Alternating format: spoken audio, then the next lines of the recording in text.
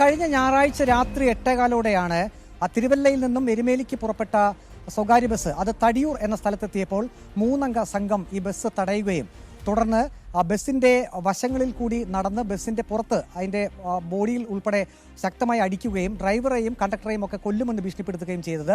ഈ ബസ് സ്റ്റോപ്പിൽ നിന്നും അത് മുന്നോട്ട് നീങ്ങാൻ ഈ അക്രമി സംഘം അനുവദിച്ചില്ല.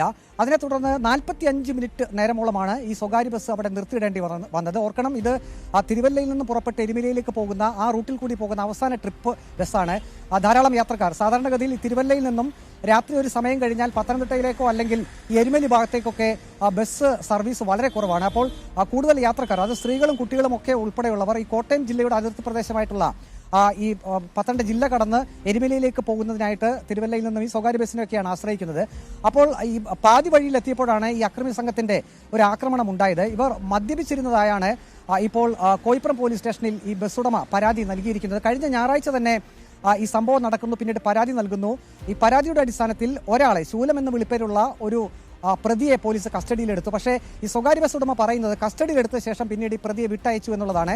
ഏതായാലും ഈ സ്വകാര്യ ബസ് ഉടമയ്ക്ക് വലിയ നഷ്ടമാണ് സംഭവിച്ചത്. കാരണം ലാസ്റ്റ് ട്രിപ്പ് ആയതിനാൽ തന്നെ പിന്നീട് ആ യാത്രക്കാർക്ക് എരുമേലി വരെ പോകേണ്ടി വന്നതിന് മറ്റു വാഹനങ്ങളൊക്കെ ചിലപ്പോൾ ആശ്രയിക്കേണ്ടി വന്നിരിക്കാം. അതുകൊണ്ട് തന്നെ അവർക്ക് യാത്രാ ചെലവ് ഉൾപ്പെടെ ഈ സ്വകാര്യ ബസ് ഉടമയ്ക്ക് കൊടുക്കേണ്ടി വന്നു. മറ്റൊന്ന്, ഈ ലാസ്റ്റ് ട്രിപ്പിൽ ഉൾപ്പെടെ വലിയ നല്ല തിരക്കുള്ള സമയം കൂടിയാണ്, വലിയ കളക്ഷനൊക്കെ കിട്ടേണ്ട സമയമാണ്. ഈ തൊഴിലാളികൾക്കൊക്കെ വേതനം കൊടുക്കുകയും ഒക്കെ ചെയ്യുന്നത് ആ കളക്ഷന് കൂടിയൊക്കെ മനസ്സിൽ കരുതിക്കൊണ്ടായിരിക്കണം. അതേതായാലും ഇല്ലാതായി. ഏതായാലും ഇപ്പോൾ ഈ സ്വകാര്യ ബസ് ഉടമയുടെ ആവശ്യം ഈ പ്രതികളെ 3 പേരെയും നിയമത്തിന് മുന്നിൽ എത്തിക്കണമെന്നാണ്.